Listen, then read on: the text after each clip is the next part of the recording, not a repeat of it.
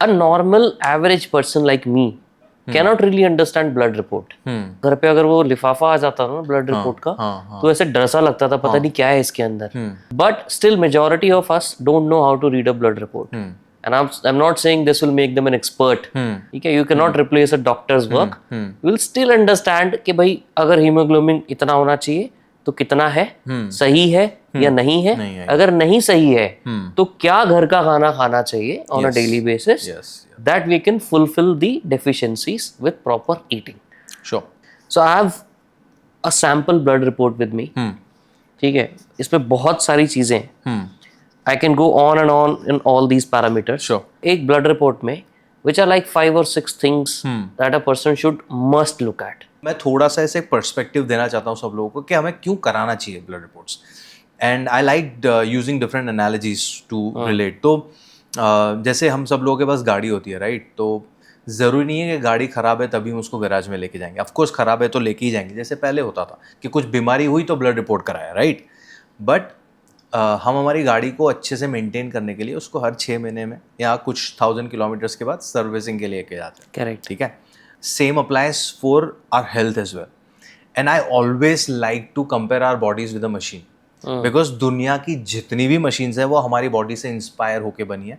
Human body is the most amazing machine on this planet with added benefit of emotions. ठीक है.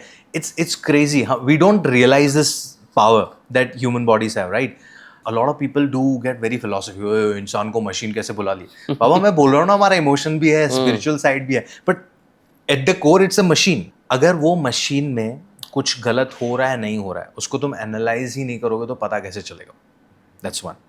2, people have to understand कि ज़्यादातर जो बीमारियां हैं, 80% से ज़्यादा बीमारियां are non communicable and preventable.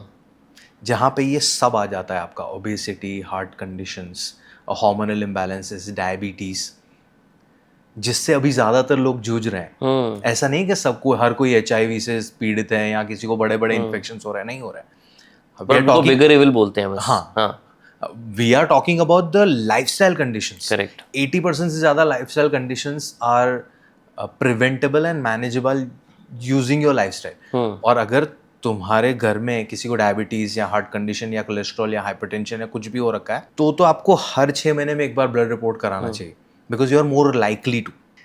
अभी तुम 1800, 2000, 3000 रुपये दे के ब्लड रिपोर्ट करा लिया वर्सेस हॉस्पिटलाइज, या तुम्हें क्रॉनिक कंडीशन डायग्नोज हो गए और हर महीने आप उतने की दवाइयाँ ले रहे हो. You have to decide. As an Indian we are very money minded people है. थोड़ा गणित लगा के हमें समझना पड़ेगा कि वाई इट इज इंपॉर्टेंट. अब ये वाई अगर हमारे व्यूअर्स में क्लियर हो गया ना, तो बाकी की चीज़ें और समझ में आएंगी, right? Now coming to your actual question के give us 4-5 pointers, right? So when we are talking about blood reports ना, तो हम ब्लड रिपोर्ट्स प्रिवेंशन के लिए भी कर रहे हैं, डेफिशिएंसी समझने के लिए भी कर रहे हैं, और कोई बीमारी है या नहीं है, ये तीनों चीज़ों के लिए कर रहे हैं. It's not just to understand the vitamin deficiency और मिनरल डेफिशिएंसी, राइट? तो यहाँ पे हमें देखना है कि हमारे जो मेजरली कॉमनली डेफिशिएंट जो कंपोनेंट्स हैं उनके मार्कर्स देखने हैं. तो इंडिया में अगेन 70% से ज़्यादा लोग, and this is not my data, this is governments data, 70% से ज़्यादा लोग विटामिन B12 और विटामिन D से डेफिशिएंट है. डेफिशिएंसी और इनसफिशिएंसी. सो अगर हम इनसफिशिएंसी की बात करें तो 70% से ज़्यादा, और डेफिशिएंसी की बात करें, डेफिशिएंसी मतलब जो नॉर्मल हेल्दी लेवल से भी नीचे लेवल है, 30 to 40% Indians are deficient in vitamin D and B12. तो you have to check B12 and vitamin D every year once, because उनका बहुत ही ज़्यादा बेनिफिट है in your day to day life, which we will come to in a sec. Second, your haemoglobin levels, because haemoglobin again, अगर आपकी body was again a गाड़ी, तो उसका एनर्जी इज पेट्रोल डीजल. हमारी बॉडी का energy comes from food, और वो food को एनर्जी में कन्वर्ट करने का काम में बहुत बड़ा पार्ट है हीमोग्लोबिन का. ठीक है. So you have to check your haemoglobin levels. Then आपकी हार्ट हेल्थ सही है या नहीं है, उसके लिए आपको लिपिड प्रोफाइल, कोलेस्ट्रॉल लेवल्स वगैरह चेक करना है. And if you are doing an advance panel where you are doing the hormones वगैरह, specially for female clients, I always recommend कि एक हार्मोन प्रोफाइल करा लो, because in comparison to men men is very हमारा प्रजाति is very privileged in comparison to women, तो hormone profile कराना चाहिए. These are 4-5 parameters I recommend कि हमें कराना चाहिए. And lastly of course the just India being a diabetes capital of world, हमें हमारा diabetes profile भी करा लेना चाहिए, which is HbA1c and fasting blood sugar and blood sugar average. हाँ, मेरे पास ना कुछ बायोमार्कर्स लिखे हैं. Sure. Vitamin D and B12 का तो आपने बोल दिया, हार्मोन्स का बोल दिया. There are few other things, right?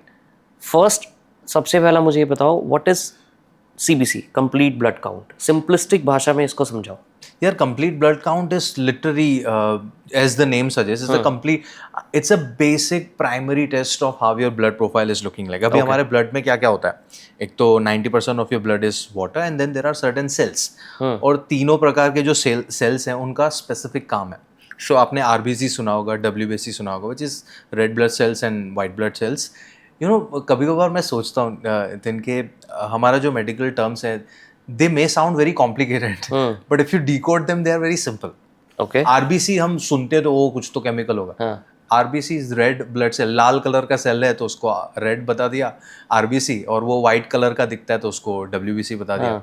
उनके भी तुम कॉम्प्लिकेटेड नाम देखने जाओगे मेडिकल तो एरिथ्रोसाइट्स एंड ल्यूकोसाइट्स. तो साइट इज अ सेल,